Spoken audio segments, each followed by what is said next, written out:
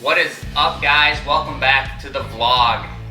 It is closing in on turkey season all over the country here. There's a handful of states that have already started the spring turkey season.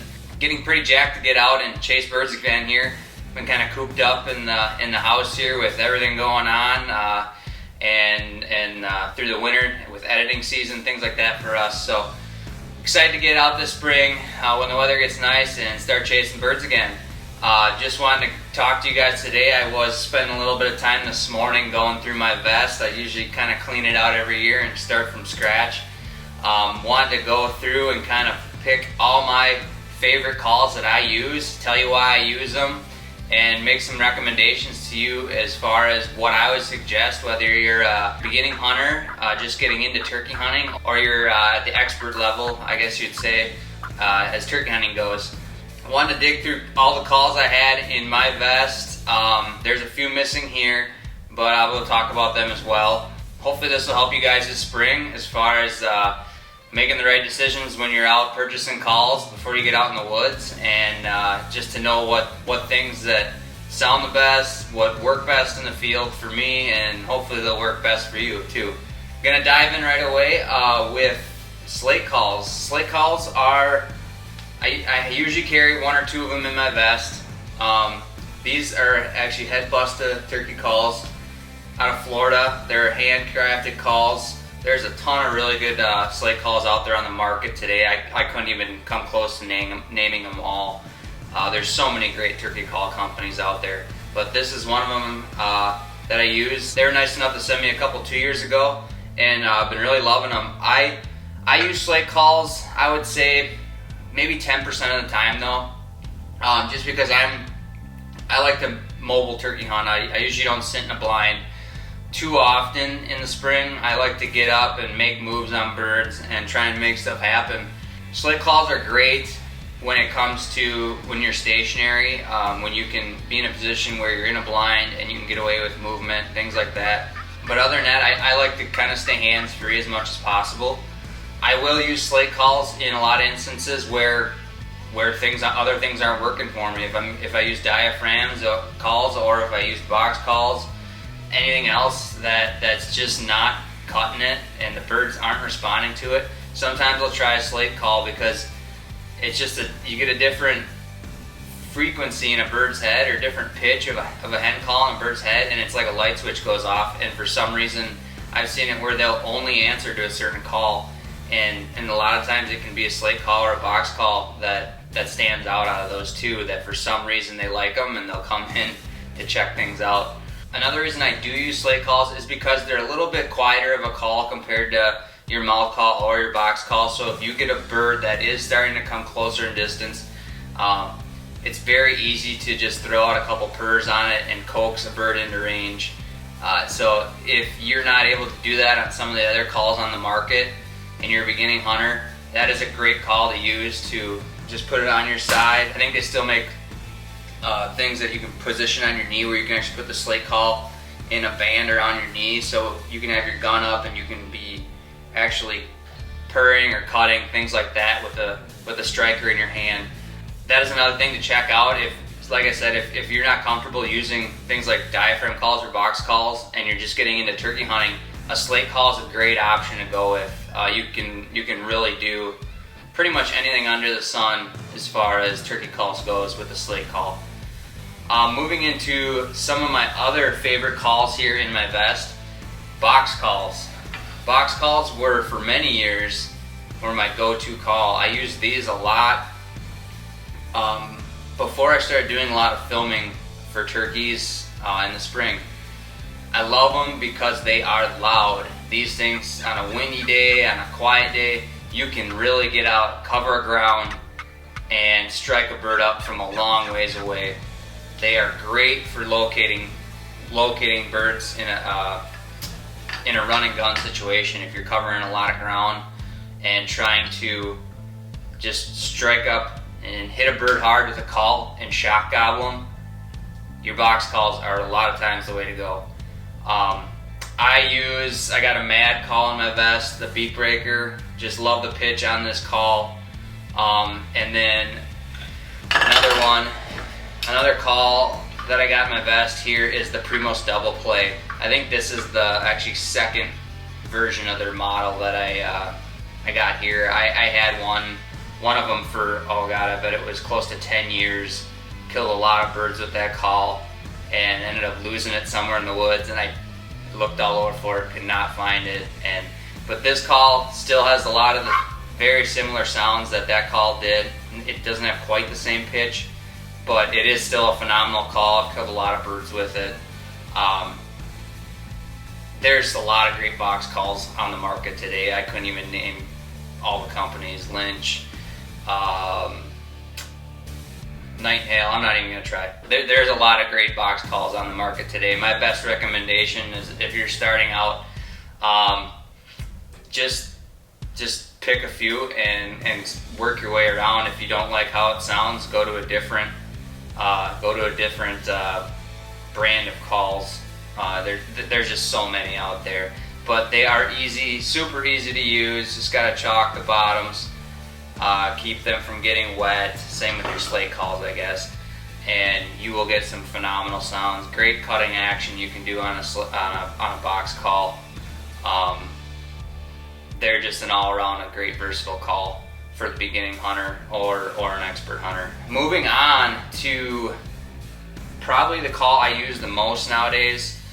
Well, it definitely is the call I use for most nowadays. Probably 75 to 80% of the turkey hunting I do, I am using a diaphragm call. It does take a big learning curve as far as how to use it. There's some great instructional things you can find online and DVDs, things like that, to teach you how to use them properly.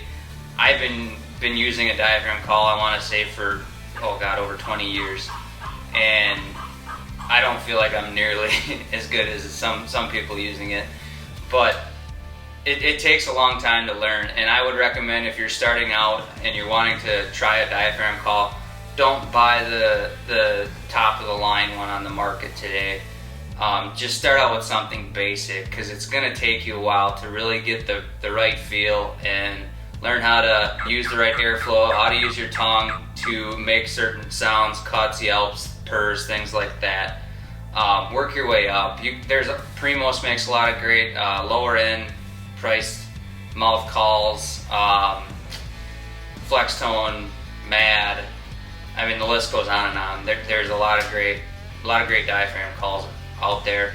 The ones that we use, though, are by far my favorite. Jeff Frederick, Custom Calls. I will have him in the description below.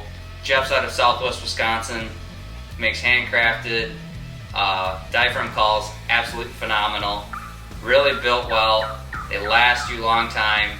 Sound great. Same with these Slate Calls here.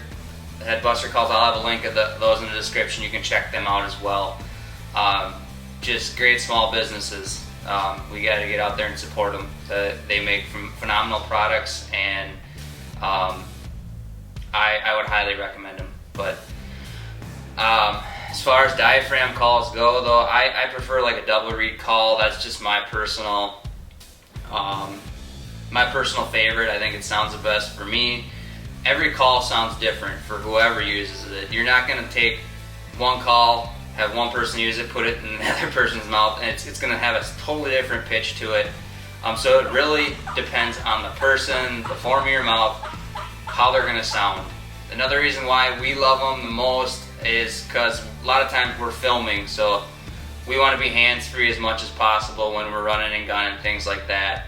If you get a bird in close range and you can't move, they hang up, you're not able to hit the box call, hit a Slate Call in that instance.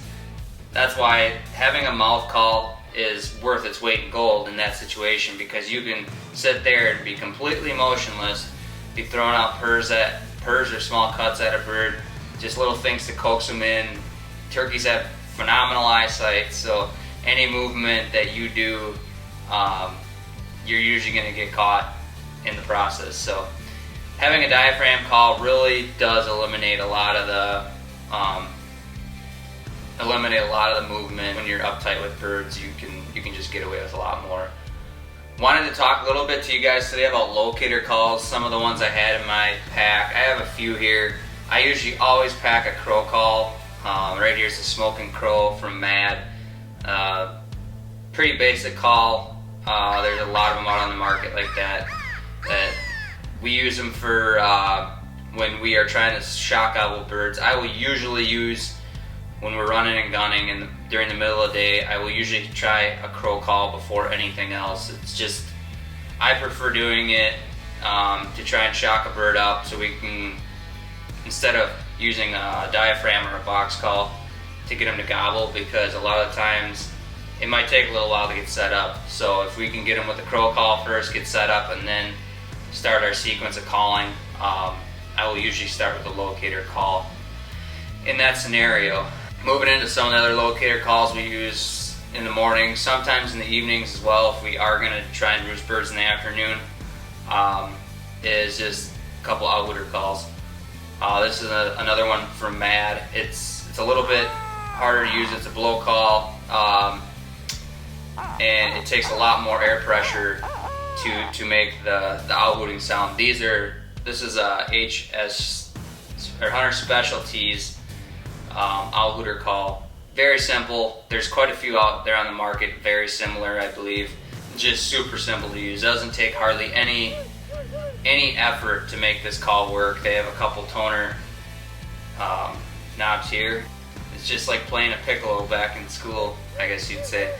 But super easy to use. You can really make a lot of noise with this call as well. I will use outrooter with my mouth from time to time. But other than that, that's really all the calls I got in my vest. I don't really pack a lot. I have my Jeff Frederick diaphragms that I use, and then maybe 1-2 box calls and 1-2 slates throughout the season, and that is it. I'm not a turkey call fanatic by any means. I don't have 30 calls in my vest like some of these guys.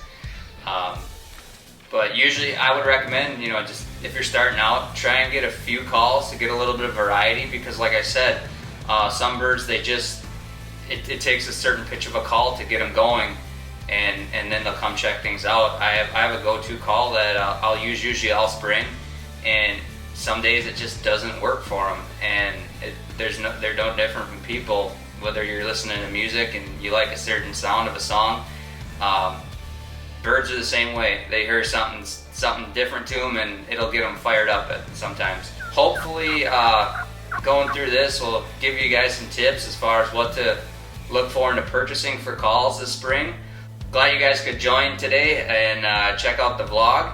Hope you guys, if you're out turkey on the spring, you're having some luck, or if you're getting out scouting, you're finding some birds here to hopefully smash in the next few weeks. So, as always, if you have any questions, shoot us a message in the comments below. I'll try my best to answer anything as far as call suggestions or things that work for you in the past better. I'm always open to new ideas and calls. I've tried just about, I think, every kind of call under the sun over the last few years. So shoot us some comments below. Give us the thumbs up, and as always, subscribe, and we will see you in the next vlog.